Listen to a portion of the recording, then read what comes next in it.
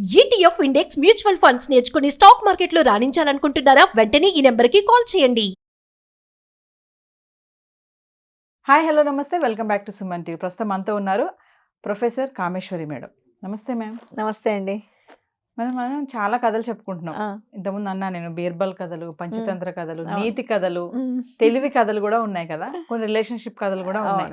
మరి ఈ రోజు మా వ్యూవర్స్ కి దేని గురించి చెప్తున్నారు కదా? బీర్బల్ కథ.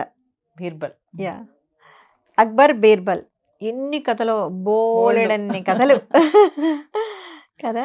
అందులో ఈరోజు మనం చెప్పుకోబోయేది కుండంత తెలివి. కుండంత తెలివి. ఒకరోజు సభ జరుగుతూ ఉంటుంది, అక్బర్ సభ జరుగుతుంటే ఎక్కడి నుంచో ఒక విదేశీయుడు వస్తాడనమాట. విదేశీయుడు అంటే ఎవరో కాదు, అమెరికా లండన్ కాదు, జస్ట్ పక్క రాజ్యంలో నుంచి అనమాట.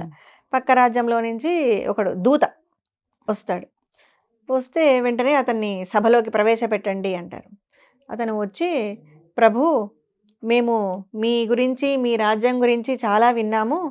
మీ రాజ్యంలో చాలామంది తెలివైన వాళ్ళు, అంత గొప్ప గొప్ప వాళ్ళు ఉన్నారంట మీ రాజ్యంలో. అందుకని మా రాజు మీ రాజ్యం నుంచి కుండంత తెలివి తీసుకొని రమ్మని చెప్పాడు.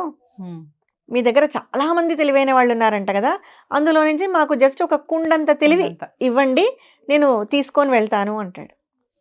మామూలుగా ఇది ఎక్కడైనా సాధ్యమా? అంటే చూడండి, అప్పట్లో కూడా ఒక రాజు బాగున్నాడు, వాళ్ళు బాగా డెవలప్ అయ్యారు, మంచి రాజ్యము అనగానే ఇవన్నీ కూడా కుతంత్రాలు అనమాట. కుళ్ళు కుతంత్రము అంటాం చూడండి. ఆ పక్క రాజ్యం వాడికి కుళ్ళు డెవలప్ అవుతుంది. అంటే ఒక యోధులే కాదు, ఒక రాజ్యంలో కేవలం యుద్ధం చేసే యోధులే కాదు, తెలివిమంతులైన వాళ్ళు, సంగీత విద్వాంసులు, పండితులు, ఇలాంటి వాళ్ళందరినీ రాజులు పోషించేవాళ్ళు. ఎందుకు అంటే ఇలాంటి వాళ్ళను తట్టుకోవడం కోసం అనమాట. ప్రతి చోట యుద్ధమే కాదు కదా, గెలవాలి అంటే బుద్ధిబలం కూడా ఉండాలి. అందుకే ఇక్కడ బీర్బల్ ఉన్నాడు, అక్బర్ సభలో బీర్బల్ అనగానే అందరూ ఇదెట్లా సాధ్యం, తెలివి ఎక్కడ ఉంటుంది, తెలివిని ఎవరైనా కుండలో ఇస్తారా, ఇంకా మనం అవమానపడిపోయాము అని అనుకుంటారు.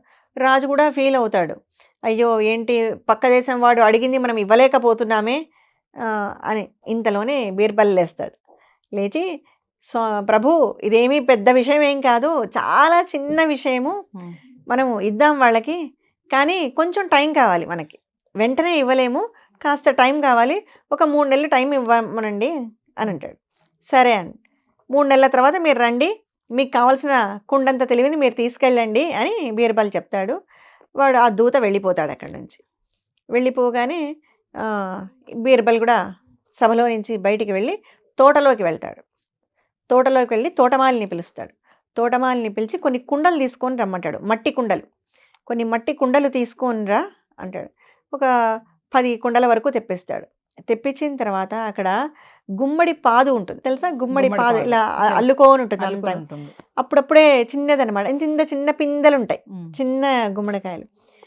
ఏం చెప్తాడు, ఈ కుండల్ని తీసుకెళ్ళి ఆ గుమ్మడి పిందెలకి బోర్లించమంటాడు. మొత్తం అన్ని కుండలన్నీ బోర్లించేస్తాడు. ఓకే, ఒక 2 నెలల్లోపు, కొన్ని వారాల్లోనే అవి పెరిగి పెద్ద అవుతాయి. ఆ కుండలోనే పెరుగుతుంది గుమ్మడికాయ.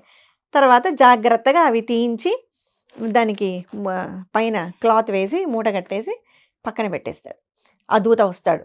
అంటే వాళ్ళు రెడీగా ఉన్నారు కదా, కాచుకొని ఉన్నారు, వీళ్ళని ఎట్లా అవమానపరచాలి అని. వచ్చేస్తాడు. వచ్చి, మరి మా కుండ తెలివి రెడీగా ఉందా అని అడుగుతారు. అంటే వెంటనే బీర్బల్ని పిలుస్తాడు. ఉంది ప్రభు, రెడీగా ఉంది అని. తెప్పించండి అనగానే కుండ మోసుకొని వస్తాడు వాడు. కుండ మోసుకొని రాగానే, ఎలా మరి తెలివి బరువు ఉంది ఏంటి అంటాడు. మరి తెలివి కదా, బరువుగానే ఉంటుంది. సో మేము ఆ తెలివిని అంతా కూడా ఒక పండులో పెట్టాం. తెలివిని ఒక పండులో పెట్టి అది కుండలో పెట్టాము. మీరు దీన్ని జాగ్రత్తగా తీసుకెళ్ళండి, కుండ విరగకూడదు. కుండ విరగకుండా కుండలో ఉన్న పండును బయటికి తీసుకుంటే మీకు ఆ తెలివి ఉపయోగపడుతుంది. మీరు ఆ కుండ విరిగిపోయింది అనుకోండి, దాంట్లో తెలివి మీకు ఉపయోగపడుతుంది, మీకు అందదు ఆ తెలివి అని. అంటే సరే, మూత తీసి చూస్తాడు. చూడగానే దాని నిండా గుమ్మడికాయ మొత్తం నిండిపోయి ఉంటుంది. ఆడికి అసలు ఫ్యూజులు ఎగిరిపోతాయి. అసలు ఇది ఎలా సాధ్యం, అసలు మట్టి గుండలోకి ఇంత పెద్ద గుమ్మడికాయని ఎలా దూర్చాడు అని ఆశ్చర్యపోతాడు. అని ఏదైనా సరే పెట్టాడు, కానీ కండిషన్ ఇక్కడ మళ్ళీ బీర్బల్, మీరు తీసుకెళ్ళండి, మీకు ఆ తెలివి ఉపయోగపడాలంటే కుండ విరగకూడదు, కుండ విరగకుండా గుమ్మడికాయని బయటికి తీయలేరు. అంటే యాస్టీస్ తీయాలి కదా దాన్ని, అది రాదు. అని ఆలోచిస్తే వెంటనే అక్బర్ కూడా ఏది నేను కూడా చూస్తాను ఆ కుండ తెలివి ఏంటో తెప్పించండి అంటాడు. తెప్పించి చూస్తాడు. దాందేముంది ప్రభు, ఇంకా కావాలంటే మన దగ్గర ఇంకా 10 కుండలు ఉన్నాయి, ఎన్ని కావాలంటే అని పంపిస్తాము, ఎన్ని కుండల తెలివైనా మన దగ్గర ఉంది, కానీ వాళ్ళు తెలివిగా అందులో ఉన్న తెలివిని వాడుకోవాలి అని చెప్తాడు.